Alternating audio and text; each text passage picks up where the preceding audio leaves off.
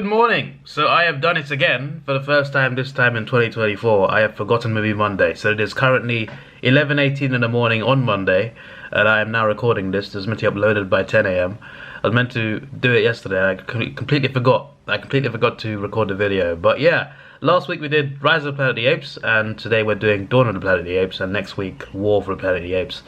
Dawn is my favorite from the trilogy. It's brutal, but also like really good action. And very sad at the same time. The intro is one of the craziest intros, you know, because they show you the effects of the virus without actually showing you like what actually happens. You hear noises, you see some pictures of people wearing masks and stuff, but this medicine that makes the apes stronger and more aggressive, it destroyed humans. You know, it created a virus, people flew around everywhere, and the entire world was infected. Chances of survival was very low, and even with the virus survival, martial law broke out in countries, war broke out in countries. So it's just like a montage of like a map of the world, but also people someone commentating throughout. It's not the same person; it changes kind of throughout. But it's kind of sad, the things that you hear, like. It goes from, oh, this virus has 1 in 500 chance of survival, to martial laws in the US and Canada. Those who aren't killed by the virus will probably die in the fighting, because a lot of fighting breaks out over food and other things. And it's just really sad to think about, because even though it's just a movie, it's just fiction, the human race destroyed itself. First of all, people created this virus in a lab, and second, after this virus wiped out most people, the rest of the people decided to go to war with each other and started fighting each other over food and other things. And yeah, humans. I mean, I guess there's humans left in this movie and the next one, and even the one that's coming up this year, which is hundreds of years after these take place. But still, like, humans essentially, like, maybe out of the 7 billion who survived, maybe tens of thousands at the most, like maybe not even that. So that's just depressing to think about. And the way they show it in the intro without actually showing it, it's a really creative way of doing it, and the music playing as well just makes it really sad. So, but that's part of what makes these films so good. It's just the storytelling is just incredible. And then it shows this ape leader who's like, you know, sympathetic towards humans because he was raised by one. With some apes disagreeing with him because of the way the humans treated them and always mistreated them, and which led to obviously the conflict between Caesar and Cobra. So it's great storytelling for the apes, but just, you know, just an incredibly sad story for how the human race ended in this. You know, it didn't end completely, but it got essentially destroyed because they wanted to find a cure to Alzheimer's that they tested on the chimpanzees, and then obviously all the chaos broke out. But yeah, if you've never seen this movie, I recommend literally just watch the first 2 minutes. It's just, and you see what I'm talking about. It's just the way they portray all of it. They even use like real life people to portray it, and it just gradually gets worse with just sad music playing, and it's just like, damn, the human race destroyed itself just like that in this film. Hopefully some of that never comes true. And obviously we find out that it doesn't just kill people off, it makes people more stupid, which we'll find out in the next movie in War. And the new one coming up, we'll see how much, like, because the drug not only advanced apes and not only killed humans off, but it regressed humans. Also, even after that intro, like when you first see Caesar and you get close up of his face, that's a cool intro. That's a cool intro to the apes as well. It's also I feel depressed seeing Blue Eyes, because Blue Eyes is such a good story as well. And then you know what happens to him in the third movie. I'm just like, really? Why? But yeah, that's just, you know, that's the tragic reality of this universe, which thankfully doesn't exist. But it's great storytelling. Caesar and Maurice, that friendship is one of the best in cinematic history, in my opinion.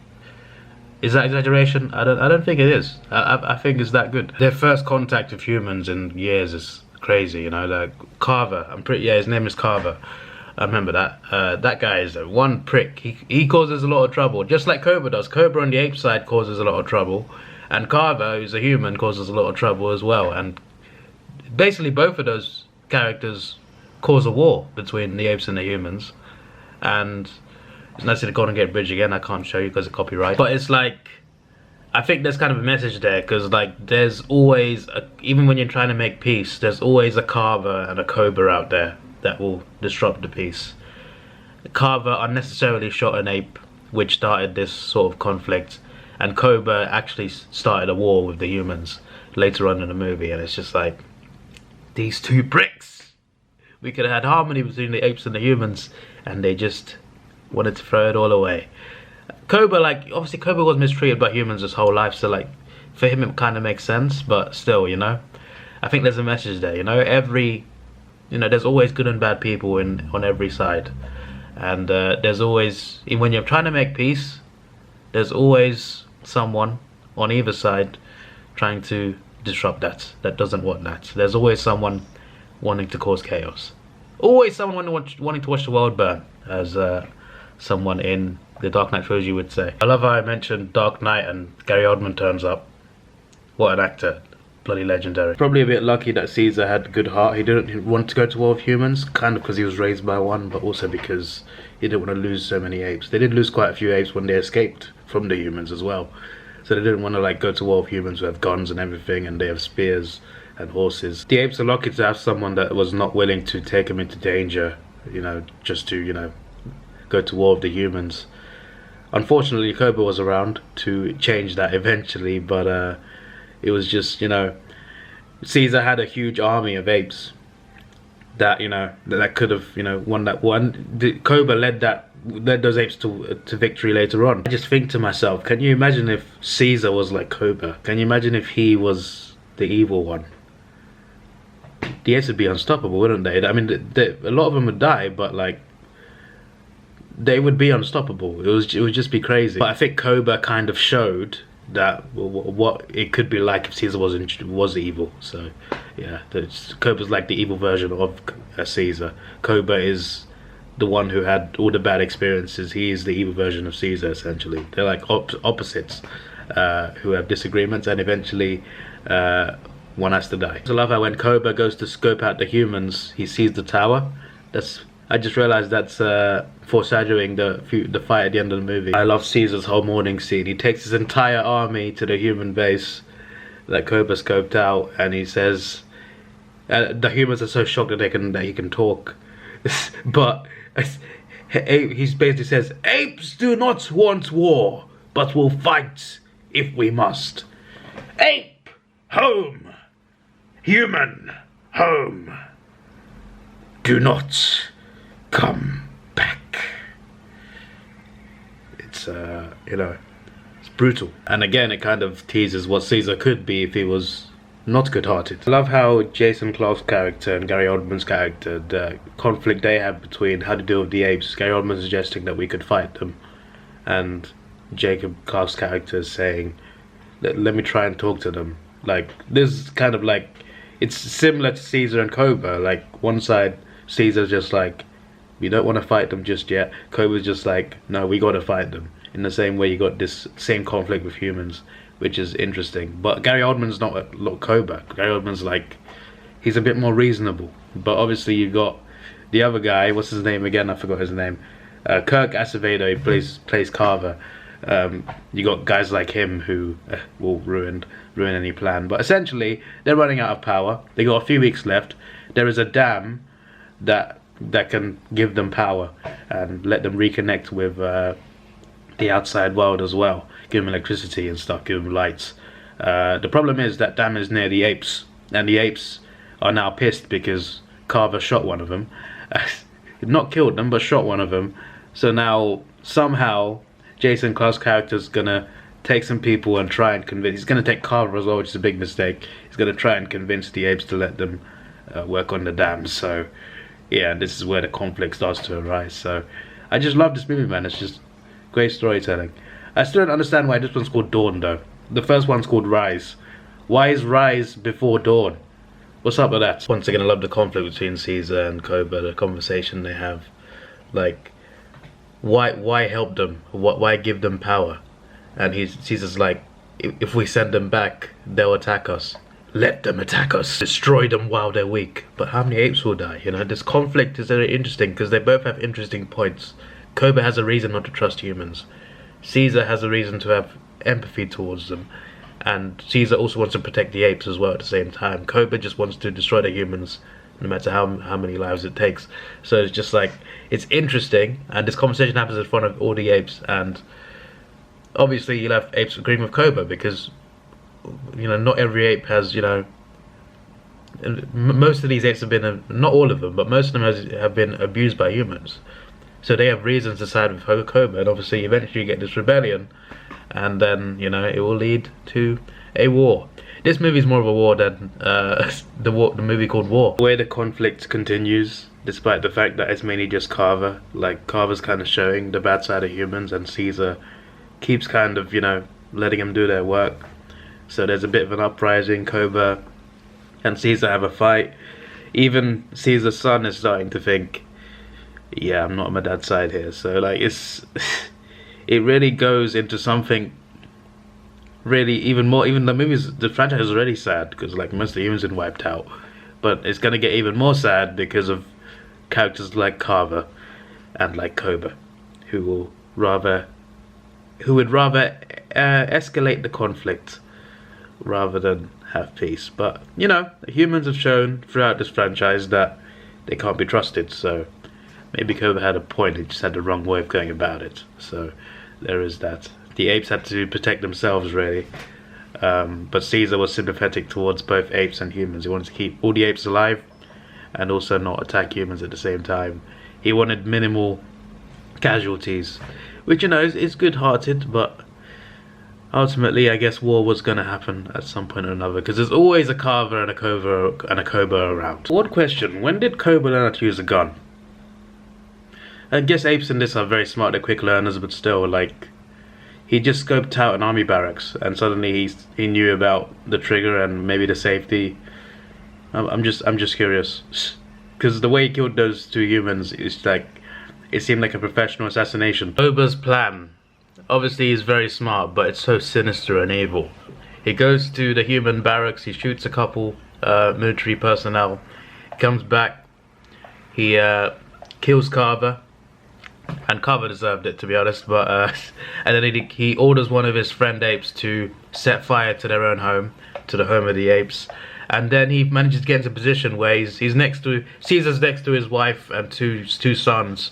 Somehow Cobra manages to find the perfect spot for Caesar to see him. Cobra from down below fires a gun at Caesar, supposedly kills Caesar, while his son and wife, his two sons and wife are right next to him. And suddenly he uses this to not explain it well because it's all happening. But anyway, his friend has set fire to the whole ape home. He shot Caesar in a way where no one sees him do it apart from Caesar. He leaves the gun in the right place so his son sees the gun. Caesar's son, he sees the gun. And Cobra uses this to gather all the apes, because he's basically the new leader now. Gather all the apes to go to war. And this happens just after the humans get power back as well. So that's just, you know, humans finally get what they want. But by the time this happens, and by the time there's a chance for peace, Cobra ruins all of it. But, you know, it's also partly Carver's fault as well. But yeah, Cobra gaining Caesar's son's trust as well, you know. The ultimate betrayal and then the ultimate deceit. And this would lead to the climactic war. I tell you what though, when you see those apes riding on horseback with machine guns, that is bloody cool. Terrifying, but cool. But then you realize when the war starts, the killing starts, the apes start dying, some humans start dying, then you start to realize, yeah, this is very depressing. And it was all started by a couple people who decided they didn't want to keep the peace, who didn't have enough trust on the other side. Seeing Cobra ride a horse through fire as well, that's, as bad as he is, that's pretty badass. And eventually there's a tank involved as well. I'm pretty sure apes at some point take over a tank, right? My days.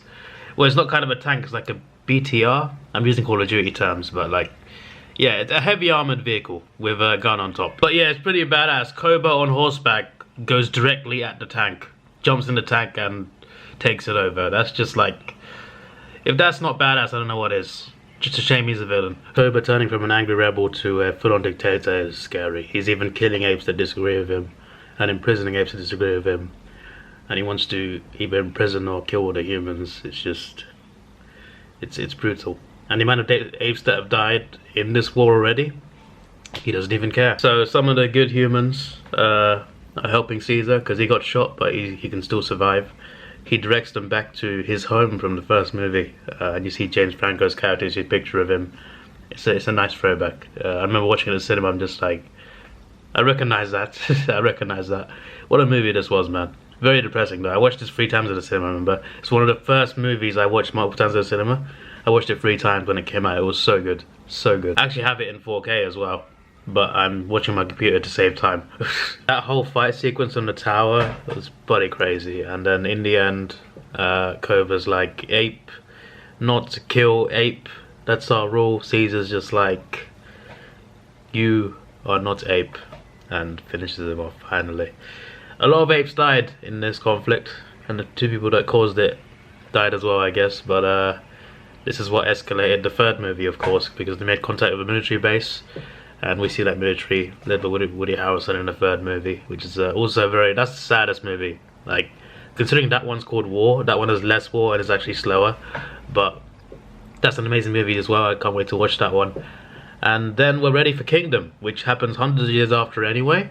But I assume there'll be some references of sorts, which will be interesting. So yeah, I'm sure there'll be characters in that'll be descendants, at least of Cobra anyway. So yeah, but the journey of Caesar and his friends is amazing. It's just a shame that not all of them made it to the end of the 3rd film, and that's a sad thing to think about. I'll talk more about that in the next episode. I do wonder what happened to the main human character as well. I forgot his name already, but like, because he actually, you know, had faith in the apes, and Caesar tells him at the end, like, the war's already started.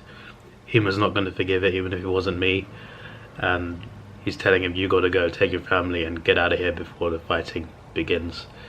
And it has begun, I guess. But yeah, I just wonder what happened to him, because James Franco's character is quite obvious he died, either from the virus or something else.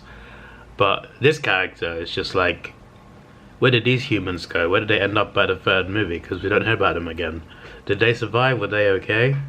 I'm curious. By the 4th movie they'll be dead, obviously, but still, I'm curious. How about the intro, you see Caesar's eyes and then you zoom out to his face. The final scene I completely forgot is you see his face with the apes and then close up to his eyes and it ends. Incredible effects in CGI. When you consider these are people in suits, like Caesar's Andy Serkis, but these apes are people in suits doing mocap, and then they turn that into like real looking animals. That's incredible, man. It's pretty incredible. Like, did Serkis win any awards for that? He deserved awards for this franchise. My word. Not just him, but just general. Like, everyone worked on the effects and practical and CGI effects. It's just they made the animals look real, and it's just people in suits, and they made it look like something actually realistic. So it's incredible. War looks incredible as well, visually as well. I'm looking forward to watching that, hopefully on time this time. But yeah, I might have enough time to get it up on Monday. We'll see. I need to edit it quickly, but yeah. Do I need to rate it? 9.5 out of 10, mate. One of my favorite movies ever, honestly. One of my favorite franchises ever, which is why I hope they don't ruin it in a new one, because I think the trilogy was perfect. One of the best trilogies ever made, in my opinion. I don't know how many trilogies they've been out there, but it's for me, it's top 5 trilogy ever, and I'm dead serious. You know, I know there's like Godfather, Dark Knight, there's Lord of the Rings, Back to the Future. There's so many great trilogies out there, but for me, this is top 5. Honestly. And there's been so many great trilogies, I know, but for me this is up there. This is your boy Davidoff. Please like, share, subscribe. Thanks for watching. Have a good day and goodbye. Let's take it slow. Where you go, I go too. And if you hit the bottom, I'm going down with you. Let's take it slow. Who cares where we gotta be? You know you'll have a good time wherever you're with me. Let's take